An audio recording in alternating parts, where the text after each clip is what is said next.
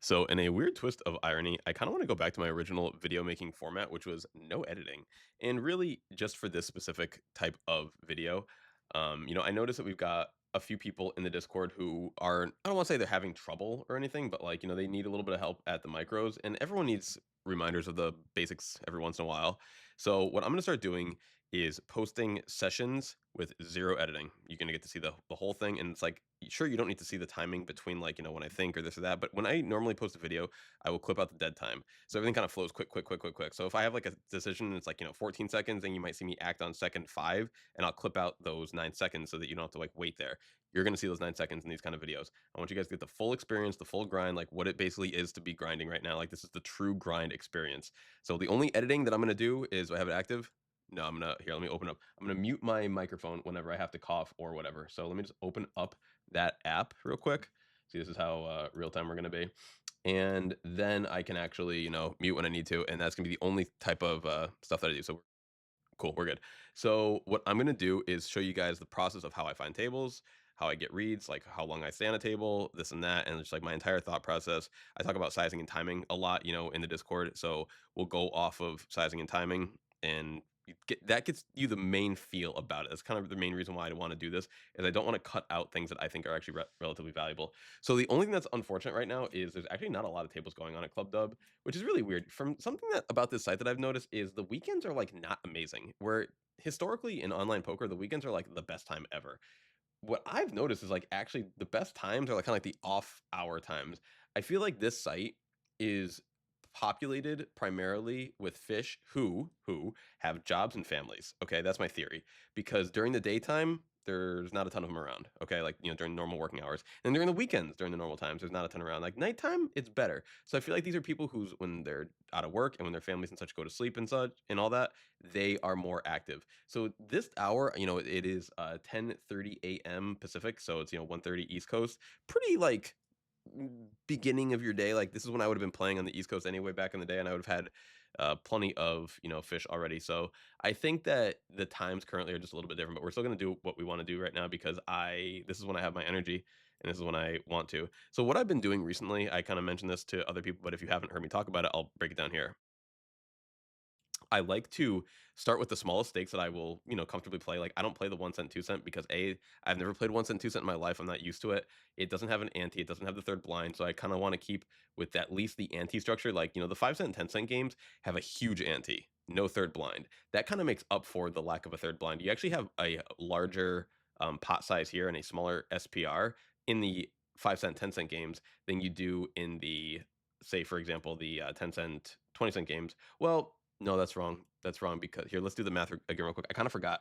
I actually forgot what was the math. What's the SPR? So when there's 8 players, they do the point 0.5. That's point 0.4. It's 5.5 in the middle for a 5 cent 10 cent game. 8 players. You buy in for $20. So you do 20 divided by 0.55, and it's a SPR of 36.36. That is pretty decent. I bet that the 1 cent or sorry the 10, 20, 40 is going to be a smaller SPR, probably about a 30 SPR, because in that game, to do the math real quick, you have 10, or well, it's really point 0.10, point 0.1 x 8 plus the 70, yep, plus 0.7 is going to be 1.5.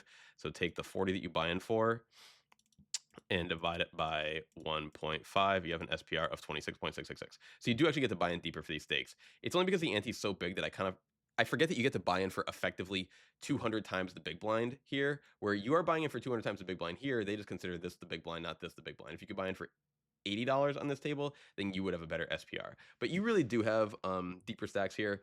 It's just I feel like it's closer, because like just for example, just to point out exactly like what I'm talking about, take the 1 cent, 2 cent. You can buy in for $4 on these tables. Okay, there's 3 cents in the middle. All right, so you start with $4 and you divide that by 0.03, and it's 1.333 SPR. Like that's massive. So notice how like one is 36, one is 26. Those numbers are a lot closer than the 133 SPR that you're playing as a default here. This is a great way to learn the game, in my opinion. Like if you're really, really trying to learn, like just get down on some of these tables, no doubt. I mean, here I'll open up one of these tables just to add it to the mix, just to kind of show you guys like what is doable, what is where you can get like good win rates from.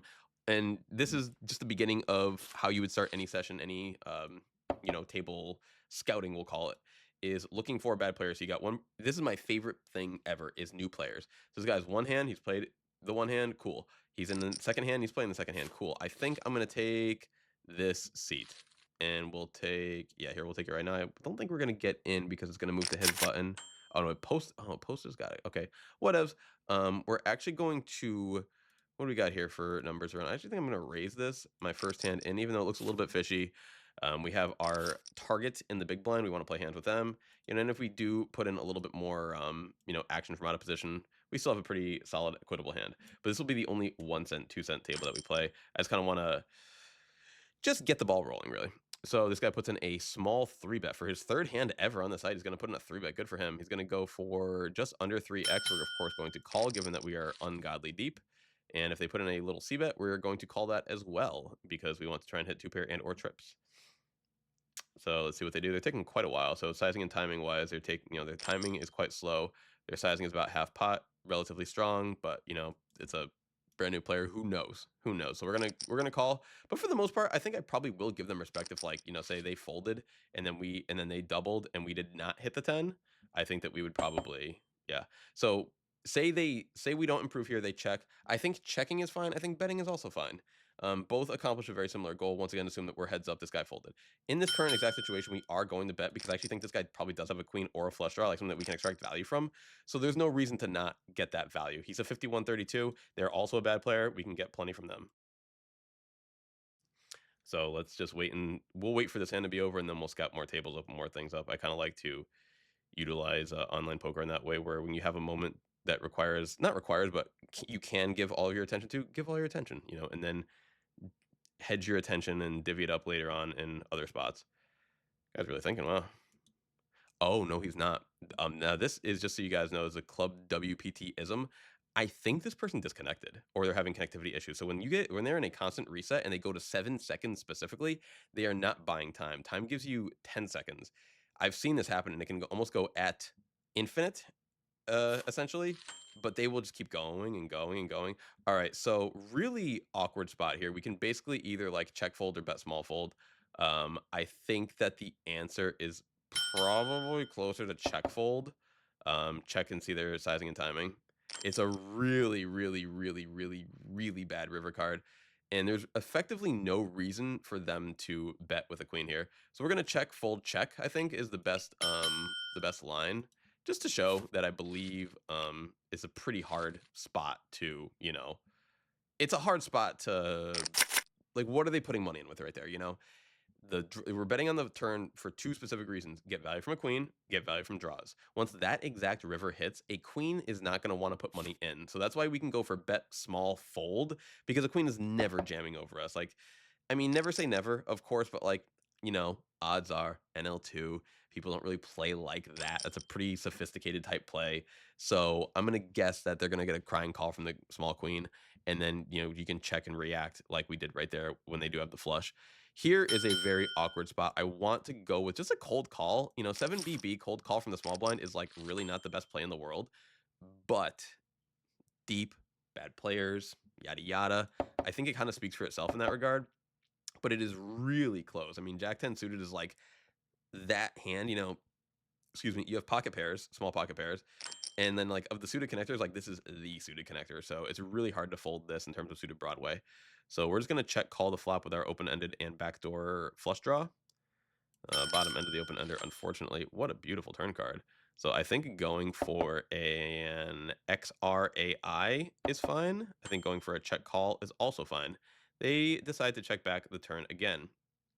I think check is cool. I think bet is also fine. I'm just going to try and extract a little bit of value. I'm not going to get fancy here. I think they're weak. I think they might have a hand that was going to call with. I think if they were going to bluff, they probably would have bluffed on the turn. So let's, like, just try to get a little value from a queen and 9, ace high, whatever here. Whatever here. Like something that just shouldn't be calling us. Something that shouldn't be calling us, that's almost certainly going to check back as well. Almost certainly going to check back. Like, you want to get those 30 BBs. 30 BBs is a lot. That's a lot to get off of some ace high nonsense in that kind of situation.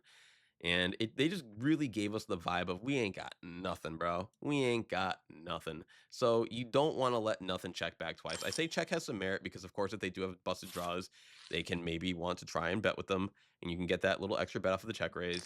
But once again, I think we can also get that bet, that similar amount off of just a small value bet ourselves, like a little 40% size pot. So let's look at some 10, and then we'll check out some 40. And I didn't really fully get to what I was saying before, but that's kind of how I do is, I kind of warm up smaller stakes, micro stakes, and then I'll go and check the 100 games, and I'll check the 200 games. And I usually cap out around the 200 to 400 games. Like at this moment, like I just don't really have a huge, I don't want to say incentive or reason, but there's not a ton of 10 games. So we'll search the 20 or the 40s immediately, because they are relatively similar. Oh my gosh, great spot right here. Well, not great because of his stack size, but we will take this 100%, a 50 EV pip, because like you never know if they're going to double up and then like you're actually in a really good seat. So we'll just skip NL10 right now. We'll play NL2 and NL40 simultaneously. And we will do this for about, I do it for about 30 to 40 minutes as my kind of warm up. So what I'll effectively do is show you guys my warm up today. And before I would move into, smaller, or sorry, higher stakes, but which is effectively small stakes, the small stakes games. But I basically try to put in as much volume as I can at any limit that provides good games. Sometimes it's going to be micro, sometimes it's going to be small stakes, sometimes it's going to be PLO. And then sometimes I don't know what the hell to do, so I just go play tournament. And that's few and far between, but it's just nice to have options. It's nice to be a poker player about these things. Wow, two beautiful hands. So this guy, massive fish. Let's go the 9x button. I love the 9x button. It's one of my favorite buttons in the world. Okay, I actually haven't played on this computer in a while. Oh, they missed this flop a million out of a million times. So we're just going to snap check back, make it look like we ain't got shit. They go 4x from the small blind? 20, okay, cool. We're just gonna go a quick, like a small, like a normal size 3-bet here. Try to induce. They donk into me. Cool, man. Donk it up. Donk it up. I'm just gonna flat because I really think they probably got absolutely nothing. And if they have something decent, we're gonna sack them anyway. I'll bet small. I'll be 33. I'll be 33.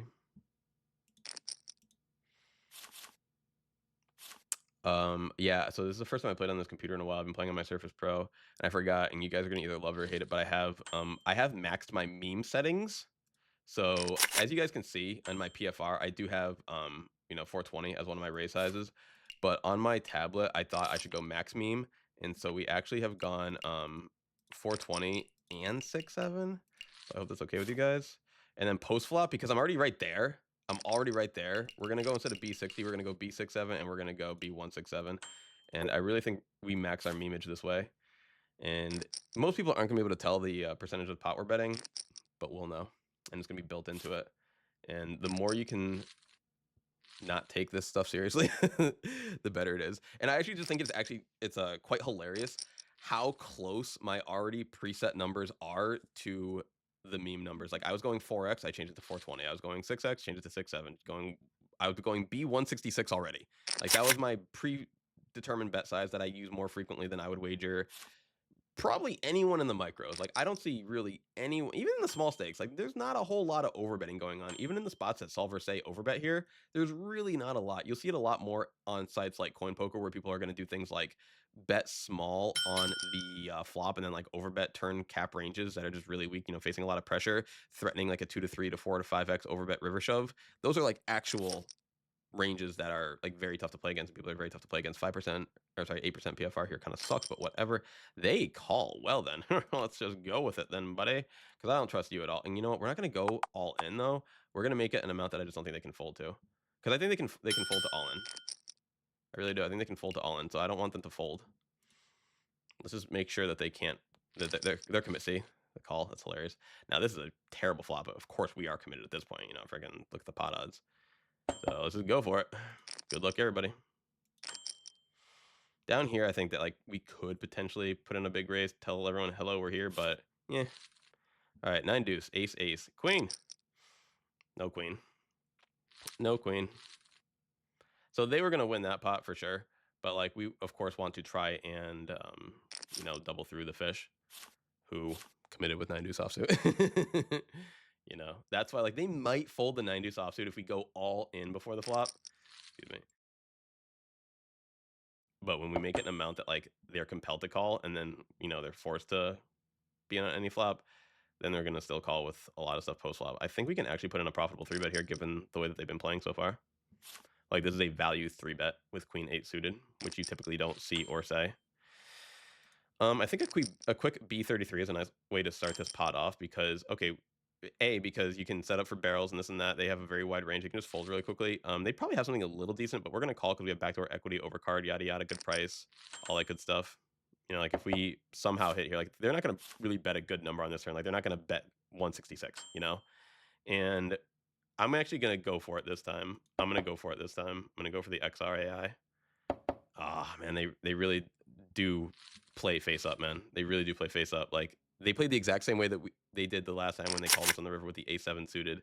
And I'm like, man, I should go for it again. There's like another small bet, but I wanted to go for the gusto, go for the max value against that type of player when you get that situation where it's like the best run out possible. So it's all good. It's all good because like little tiny bet is all we would have made anyway. Another like B33 type bet, and they might not have even called that, and they probably would have because they suck. But still, all right. Here we're gonna go with I think a 6x. We'll make it happen. Suited ace, good way to say hello. We didn't say hello the last hand. What do we have last hand? No, not that hand. King deuce suited. We didn't say hello that hand, so we'll tell everyone that we are here on this hand. Although we lost our fish though, that sucks. That was our target. So let's try to check out some. Wow. All right, not c-betting that flop. Best board in the world to c-bet. Holy cow, 2 really good boards that we've gotten so far. I'm just gonna check here because we want to try and induce. We want to just make it seem like we missed with ace king, yada yada. And I'm going to tank call, sizing, timing. Tanking makes it seem weak. Quick check call makes it seem like a plan, makes it seem strong, makes it seem like we have an overpair, makes it seem like what we want to happen. And I'm going to pretty much check almost immediately because I don't want to make it seem like we have anything decent. I think I'm going to go for check, call, check, honestly, because at this point, the only thing that we can really try to get value from is air, is absolute nothing. All right. Now, I'm not sure if they would have. I'm sure they. No, that's a fucking lie, dude. They would have definitely called the check raise all in on the turn with the 8. They definitely would have called the check raise all in. I'm just surprised they made the bet with the 8. That's really it. I'm surprised they made the bet with the 8 when the king hits. That's a pretty weird bad bet. Like this is why bad players are bad because like that's such a weird bet. They bet the flop when check 2. Okay, cool. But like that's like the ultimate scare card. The king, the ace. So they really should be checking and seeing what we do on the river. Like that's what a normal poker player does is they react. They act, then they react to sizing and timing. It's all about sizing and timing. You'll hear me say that forever because that's all poker is trying to, because that's where people leave themselves exposed most. 64% is like huge. So we got to take the seat right here. So, and people are just so face up, we were talking in the Discord the other day about like, should I fold here or straight earlier? Should I do this? Should I do that? And it's like, you have to call sometimes, even in spots where like you're not doing great against someone's range. You're not doing great against someone's double barreling range because you have to make them double barrel you. You have to put them up to the double barrel because you're doing good against their single barrel range. But once they double barrel, you're like no longer doing fantastic. So to make up for that, you have to actually keep them honest and call. And then you do have equity. Sometimes you just turn, the better hand, 2 pair trips, yada yada, when you have like a top pair, weak kicker, whatever. And sometimes, more importantly, they just check. Like the hitting on the turn, people view as like improving. But hitting is also when you have a brick hit and they check to you. Like that's hitting because the hit is the situation. It's the decision tree. It's where you are in the point of a possible hand of poker. And when you're in that situation, bet flop, check turn, that's good. When you're in the situation of bet flop, bet turn, that's almost always bad if you're up against the PFR, who's still in an uncapped situation. So, all right, we're going to just fold here with like 4th pair somehow. Raise with pocket jacks pre-flop, flop 4th pair. That's actually impressive. So, yeah, like you just some actions are to, in terms of like say calling a flop bet, exist because the turn action in combination with the turn card is what makes someone strong. It's not just the turn action. It's not just the turn card. It's when they do 2 things. It's like, the scare card hits, they bet quickly and they bet big. That's a story told. Like that's a lot of evidence. Just a big bet doesn't tell you shit. Just a scare card doesn't mean anything. A quick or slow action doesn't mean anything. But when you put everything together and you put all the pieces together, then it means something. All right, fold here. We got the 3rd bet. We can't compete with that, unfortunately. We can go cold 4 here. That's our only option. We can go cold 4/fold or just muck ourselves. Like, and the cold 4 number would be like not that. It'd be like this.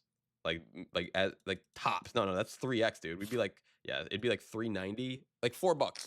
$4, and even then that gives them a great price to call. So like I think we just fold here, but yeah.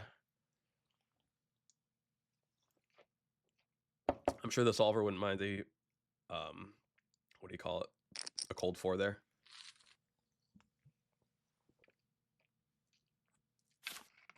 And that's in solver world, you know? We're playing in micro stakes world right now, like IRL micro stakes world. That's a completely different planet. All right, our fish left, and I want to leave this table now.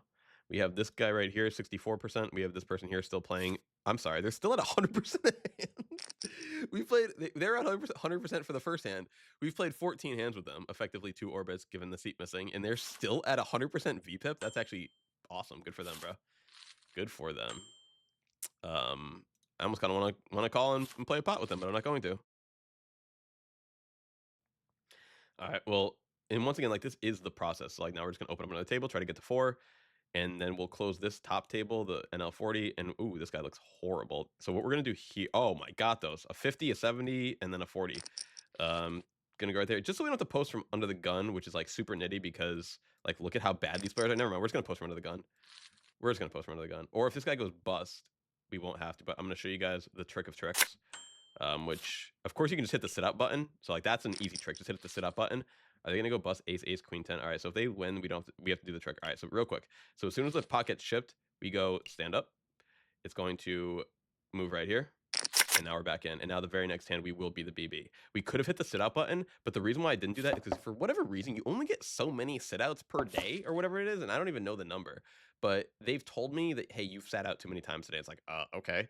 I only do it to like try to wait for my BB because it effectively gives you, so it'll activate the next hand and it gives you 1 minute of sit out time. And then you have 1 minute to sit back in. If you don't click sit back in, it actually boots you off the table, which is so weird. It doesn't like just sit you back in automatically. It boots you off the table.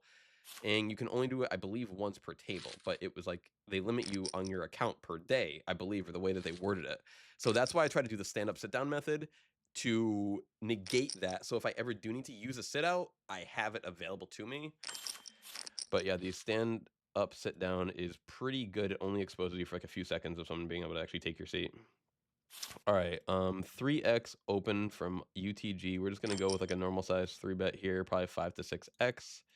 6-7 is good. 201 is like such a great little number too. Like 201. Because like I didn't type that in. Obviously, I clicked the button for that, but they don't know what button I clicked. I'm gonna.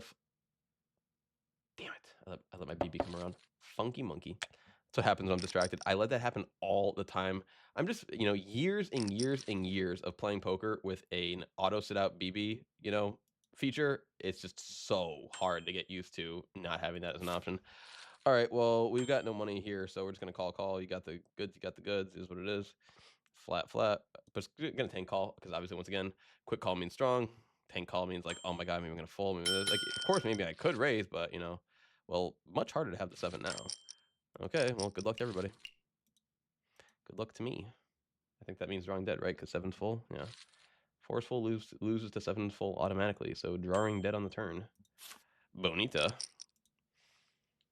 And yeah, that's another reason too why I wanted to post like complete raw sessions is because I just want to show the ins and outs. Like, I mean, we're talking variance, in the Discord, bro, because I don't like to bring up my variance, negative variance when other people are bringing up their negative variance because I don't want it's so easy in life for humans to relate to others via sharing their own personal experiences, but that can come across as like, oh well, I had it worse than you, or this or that, and it's like I never want to be that way. I'm always trying to be helpful. So if like whatever I ever come across, just know that I'm here to help you guys. Like that's why I'm in the Discord to begin with, because that's why we even do this. Because once again, it's like I have a poker channel that I barely even upload to. Like this really is for two people, sets of people. It's for me to keep myself fresh and to keep myself like, on top of my game and cool, like that's a fair thing to try to do. But I think it's relatively generous, to give away as much help as I do in virtue of keeping myself, sharp. Like I could easily charge for everything that I do.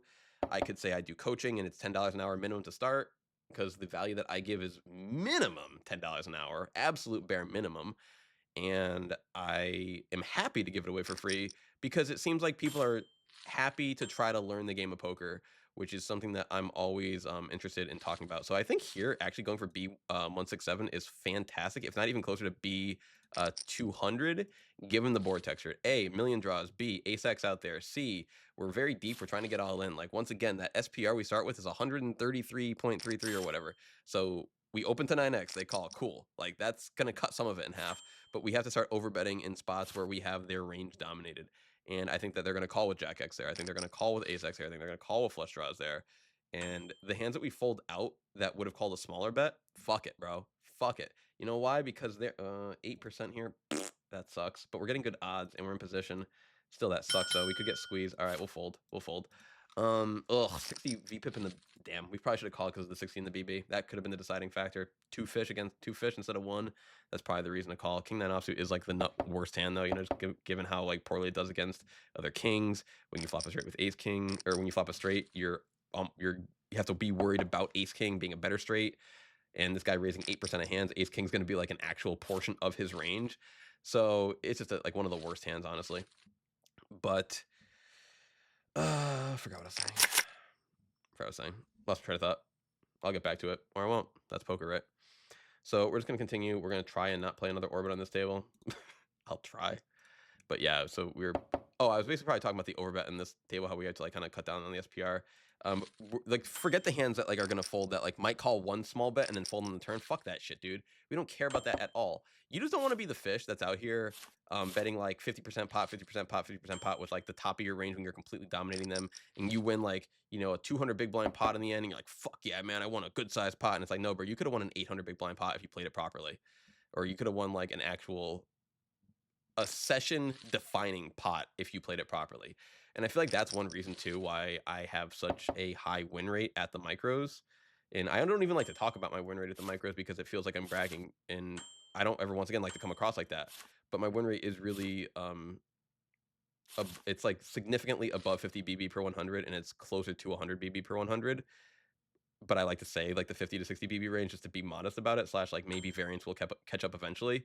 But it's absurd like how much you can win in these games, basically. And the main way to do it is through those big, thick, destructive value bets that you crush your opponent's stack with, you crush your opponent's bankroll with, because they just can't fold. They can't fold. So that's like the real power that you have. They can't fold because they're not going to get bluffed, and they waited all day for this top pair. All right, those are the two reasons, and those two reasons are going to take you out of the micros, out of small stakes games live. Like, another reason too why I like to play these games is because they mimic live 1-3, 1-2, even some 2-5 tables really well. Bad players are bad players. Poker is poker. 2 cards in the hand, 5 cards in the middle, small blind, big blind, sometimes an ante, sometimes a third blind. Poker is poker, all right? So people are people, and they are going to have their emotions. It doesn't matter if the 20 bucks means a lot to them, if the 200 bucks means a lot to them, or the $200,000 means a lot to them. You know, watching the heist, I've been, you know, kind of piece watching the most recent $1 million-esque game that HCL had, because I like to watch all the big games just because I think they're fun to watch. And, you know, people play in those games this not the same way they play in lower stakes, but bro, they're humans with money and they're gambling, you know, and they're gambling within their means. And so sure, some people are gonna lose $1 million in that game, and some people are gonna lose $15 in one of these games. But bro, people are gonna feel heated, they're gonna feel emotion, they're gonna feel, I'm not gonna say it's the same level, but you're gonna be able to get a similar level of experience playing real money poker regardless of the real money poker you're playing. Like, that's very apparent from what I've seen in my 2 decades in the as a bystander. You know, like, I haven't been playing consistently for 2 decades, but as someone who's always liked to watch poker, someone who's I always think about poker even during the stretches I wasn't playing poker, because it's a game that's a metaphor for life. You know, as we've all come to learn, come to see, it's very perfect. Don't get distracted again here. It's very easy to apply a lot of things that we learn in this game to any element of life. So I'm always thinking about this game, and I don't think that just because someone's wagering $1 million versus wagering $20, that the actual game changes that much. It's only the stakes and the life-changingness of the money that changes, which is, of course, obvious. Yes, you know, like, that type of money is absurd, and most of us will never even sniff those level of stakes. But it's still poker. Like, that's my main point, is it's still 2-card poker. Let's see if we can grab another 40 table. It was nice having a bigger table in the mix as well.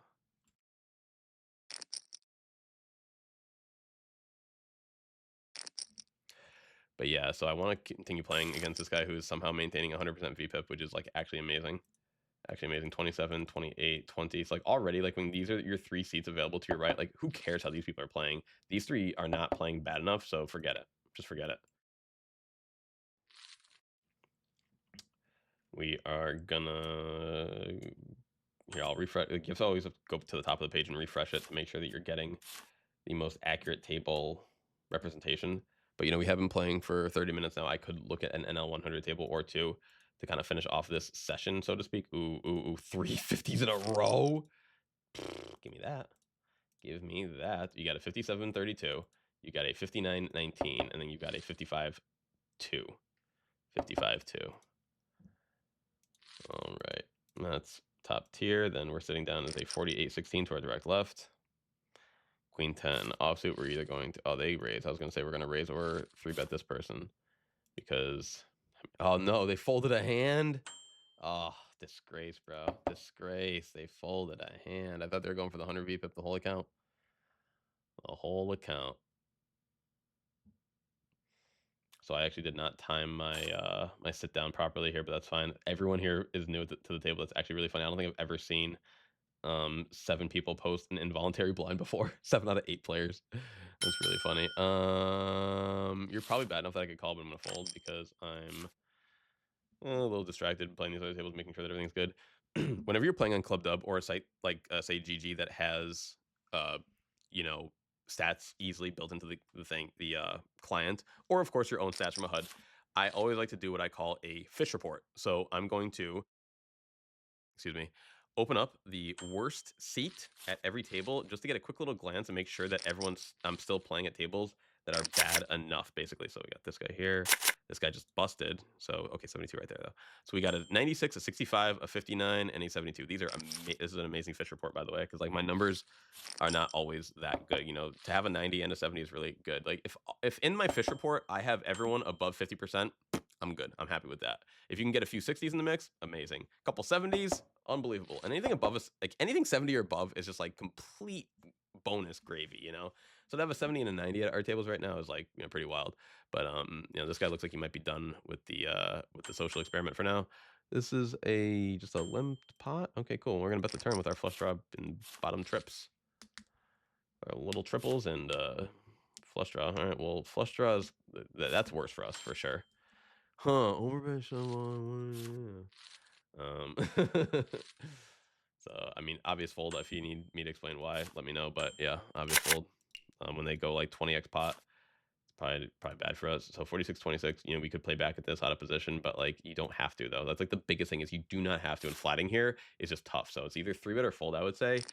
And the flat just is hard to play out of position 2 ways. Here I actually am gonna flat. We're getting 12-1 high suited ace. We even have warrant to raise low key. We could even raise this one up, dude. Just because like this guy is really dominated with the 72% limping on the button. 18-16 is going to play very face up and straightforward. So I think we have like pretty good position here. So we're not going to go for a massive bet, although we really even could go for B167 here. Like this is a borderline B167 spot because our ace beats all their aces, queen X, diamonds, the same thing that we talked about before. But I'm going to go more modest bet just to try and eke out a bit of value. Here we're still new to the table, so I'm going to keep my raise sizes reasonable. 2.5x is always good. I do like min as well. I like to go min raise like almost exclusively because, excuse me, I did know that these guys are a little worse. We'll go a little bit bigger as a default. But yeah, if you're ever confused what to do, but you want to raise the hand, just min raise. Like it's actually kind of goated. It's kind of goated to min raise. B33 is a nice way to start off this one. We have backdoor, 2 backdoor straight draws, with the wheel and with the Broadway. And unfortunately that we have no heart, but to also backdoor equity on, like if the 4 was a heart, oh, that would have been such a great card. But yeah, we're just gonna give it up from this point here. Just give it up from this point here. Quick little stab. Little stab action. And then notice the quick fold at the end too. Like we're not tanking and folding. We're not trying to balance any kind of folding range. Like once you're done with the hand, get the fuck out of the hand, man. I hate people who tank fold when it's an obvious fold, man. You're literally, not figuratively, wasting everyone's finite amount of time that we have on this planet. So like just don't do that. Anytime you have an obvious fold, obviously fold. I feel like fast play is so much better than slow playing when you're like trying to balance your timing and this and that. Like you only want to balance your timing when you're going to put more money in the pot. You do not need to balance your folds, ever. Always snap fold when you know you're gonna fold, in my opinion. And by always, I mean, like, okay, never you can never say always in poker, but, like, 99% of the time, just snap fold, you know? Sometimes maybe tank fold to save some face from an earlier street that you might have played, a this, that, fucking whatever, but, like, it's so not worth the effort. It's really not worth the effort. Just snap fold when you're ready to fold. Like, as soon as you know for a fact you're not putting any more money in the pot, do not, like, balance any kind of range like that. Like, especially pre-flop, dude. Especially pre-flop. People who do that, like, maybe in tournaments, I get it's like a thing you kind of have to do. I don't know, but, like, no, not in cash games. All right, we're just betting here our value, our equity, just trying to bet and get worse to calls. Like, if that's not obvious, let me know. Middle pair, top kicker. Everyone check to us. They probably don't have a queen. Yada yada. Good enough. So good enough to extract value from on 2 streets. Check back most rivers kind of situation. That's like the general plan that you go with. So this player did join into our direct right after the fish before us left. There's a 51-12. That's pretty, reasonable. 61% to the direct right and 51% to the right of them.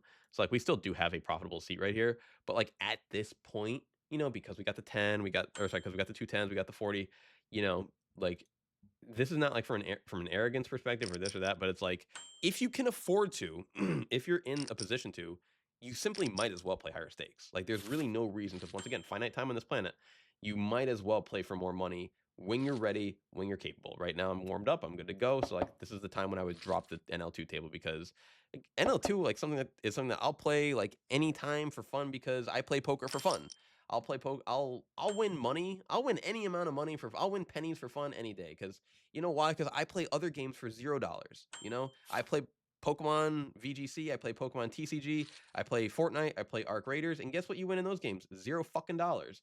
So I'd rather win a little bit of money than zero money. So micro stakes, 1 cent, 2 cent is better than some of those video games, honestly, from that perspective. But once you're in the poker realm and you're actually warmed up to poker, just play bigger poker. Like that's kind of how I look at it. That's why, once again, I'll reference the Discord a lot. Join the Discord if you're watching this on YouTube and you haven't yet. I don't view each limit as like, oh, this is this limit of no limit, this is that limit of no limit. To me, like 1 cent, 2 cent is like its own game, and then 5 cent, 10 cent, its own game. And then when you get to the NL40, that's the beginning of 3 blind. Like that's its own game. And NL100 is its own kind of meta. You got more regs there, you got less fish, but you still get some pretty big fish. So it's just treat everything unique and you'll get a lot out of each limit individually. Don't look at yourself like I did. I say this too, I did this for years and I limited myself for years. Don't look at yourself as, oh, I'm an NL 100 player. I'm an NL 200 player. I don't play below that. Oh, when I'm on a downswing, maybe I'll move down to NL 100 or NL 50 or NL 25 or whatever the stakes are that you feel most comfortable with. But like, I don't play NL 10. I don't play this. I mean, back in the day though, honestly, it was a rake thing. So the rake at NL 10 and below was just like so atrocious. You just couldn't play it on most sites. On this side, it actually is pretty good. It's pretty good. So you really can't afford to play NL10 and you can't afford to play NL2. It's really not that bad. But back in the day, it really was a terrible deal to play anything below NL25. I'll give you that. It really, really was. So I understand like the concept, but like, at this current time, like understand what like a reasonable minimum limit is. And don't be afraid to play any of them. And it's kind of the opposite, really. Now the higher stakes, back in the day, the higher stakes used to be capped at like $4 rake. So, you're playing, 5-10, you're playing a relatively low rake, and you're playing 10-20, you're paying a relatively low rake. But now the rake caps at like $10 and $20 online, which is insane to me. So I almost don't want to play higher stakes online. You almost want to play micros online and then save the higher games for live where the rake is still capped at, $8-9 with promotion, that kind of thing. Or time games, for example, where you're paying, between anywhere from $5 to $15 an hour. Anywhere between $5 and $15 an hour is what you can expect to pay in a time game. Or half hour per daily rotation. And even on the high end of that, $10 to $15 an hour, like that's still better than rake in most instances, because if you're paying $20 a rake, $20 rake per hand at some of these higher stakes games online, then all it takes is 2 hands to reach that, or 1 hand really, like 1 single hand per rotation to reach that if your pot reaches the threshold. 3x, 21%, we can defend the 9-7 suited. Not a terrible spot to just go for a check raise if they go for like a tiny B33 bet. We got the they're going for a little more thick value here. I think we can excuse me, we can either check call once, check fold. I don't mind check call once. I think check folding is also fine. We're really just trying to get them to check back and like not barrel here, which if we're kind of representing an ace, like how they snap check back. And raise there. I think we're just gonna check back again, try to win. Like that's kind of our whole plan with this instance. But I think check raise is also fine. Yeah, that's like really the type of hand that you're trying to like get them to just like not call or not barrel you with. You know, sometimes they do and we fold, sometimes they don't. And we win, and like that's just how poker is. You know, the equities run extremely close when that's the board that you flop, and that's the bet that they make. You know, it's not like we're gonna. It's another one of those spots where you're gonna be plus or minus what you call it, like 1 or 2 BBs in EV either way. So it's like not really a huge decision. So it's not like the most common hand to come up. I mean, sure, defending the big blind with a suited one gapper is kind of common, but like not the most common. All right, so we make a small open and get a small 3-bet. That's weird, but whatever. We're just gonna flat. I believe is like the only real choice here. You know, just play our equity directly, play our equity straight up, and just see what happens. All right, so raise, re-raise, call. Gonna just fold the king jack offsuit. 220 into 440 is a pretty hearty bet. I'm gonna fold here, I believe. Fold here? I'm gonna fold here, yeah. It's close. It's another one of those spots, but like because there's so many bad turns and rivers, I don't want to do the check call game here. 8-8 is nice. Go 420 with the 6-5 suited from the button. Weak player in the BB. But yeah, let's leave the NL2 table or yeah, NL2. Like I'm always going to call the stakes NL 100x the BB. So this is NL2, this is NL10, this is NL40 because I consider the straddle the BB. 100x of whatever you buy in for is the BB. He goes open with a 19%. If we 3-bet, we're committing ourselves against them. It's a really close spot, but I think 3-bet commit is actually fine. I think 3-bet commit is actually fine. They raise. I think call is okay here. We have position. Our hand is not dominating their range, but we do have position. We do have a good enough hand. But it's like, it's another mid spot. It's not like we're, you know, fist pumping, getting all the money in here. We are just kind of, you know, playing our equity. If they stop and go, this sucks so much on the king high flop. It really does. But if they check to us, we jam. Stop and go means they call pre-flop and then jam the flop. I still think I'm actually calling, bro. Yeah. I think I'm still actually calling. Just get my reload ready. I was kind of committed before the flop anyway. Fuck this flop, you know, like it doesn't matter the flop, dude. You kind of have to call anyway. Like pretty much exactly that, you know. All right, so check though on the turn. That means our 9 is way more likely to be good. But that was a good hand. That was a good hand. We played that really well, I'd say. Like you kind of just have to say fuck it, you know, on certain boards. You really do. You just have to say fuck it. So well played by us. I think our fish left. Yeah, our fish left. I'm out. Our fish is gone. You got to be quick about these things. On all of our tables, the fish is gone too. Wow. All right, so we got this fish here who would like to try to get back from. And then we're going to leave these tables here. So really the only table that we have that's active and good right now is the NL40 table. I wasn't really planning on doing too much past this because like mainly I don't think people are gonna watch more than just past this. So maybe what I'll do is I'll clip this right now and I'll kind of upload this as one session and then I can just start recording again and not leave anything really and just, you know, kind of continue the session because I am like, you know, gonna keep playing. So I think that we'll do that now because I think 40 minutes is like very digestible. So this is like the warm up. This is the first part. You know, you can see like I'm kind of winding down my first run of tables. I'm gonna. Oh, this person left too. So like in theory, like I could easily close down every table I have right now, and if I want to keep playing, oh wow, look at that. A fish leaves and a fish comes in. I could just open up just more tables. You know, search the small stakes, maybe open up some PLO, yada yada. But this is a good digestible chunk to show what playing poker's like, you know, what the game is really like, you know. So I'm not going to show like the results per se. Like you can see my balance here. I don't really look at it. You can do the math yourself if you'd like. To me, that kind of thing is irrelevant, you know, but I don't hide it because I don't care about that at all. Like it might seem like I care because of how much I don't show it, but I actually just keep it off to the side so that visually I don't look at it. That is more likely for me to happen, for my eyes to simply slip at a certain point in time. And like I'll just look at it and I'll start thinking, oh, my up or down or this or that. And like when I'm playing, I don't like to think about that. So I'll only look at my balance before and after a session just to keep track, you know, because I write down, you know, I have a log for all my sessions. I have a log for, you know, what my balance was, for how long I played, for how I felt during the session, for any like, you know, notable hands or this or that. So I recommend that too as well. It's very nice to kind of get your thoughts out as well. So we're gonna move right here. This is gonna go here, 1, 2. Cool. And then we're gonna go right here. I'll play one more orbit because I don't know if I actually posted my BB last hand. Oh, this is NL10. That's fine. That's fine. Like playing an orbit, an extra orbit on a table is like not the worst thing in the world. It's just when you're trying to maximize your time, it's like not the best, you know? So, but like it's not like we're negative EV playing another round here against these guys. It's just like not max EV because you know we could find worse opponents.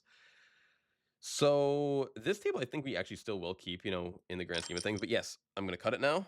And you're going to see me right back here doing the exact same thing on the next video. But this is going to be session, you know, call it session video 1 of this session of like this, like what we're trying to do. Because just from a YouTube perspective, from like a content perspective, I know how hard it is for me to watch long videos. I know how hard it is for me to like, you know, go back like when I'm on minute 51 to get to the hour and 30, you know, video that it is like watching the 8 hour or whatever it is, or 12 hours of this HCL stream, like has been difficult enough, you know, over the course of a few days. So I get it. I know watching long videos is hard. So that's why I'm going to cut it up and keep this more digestible.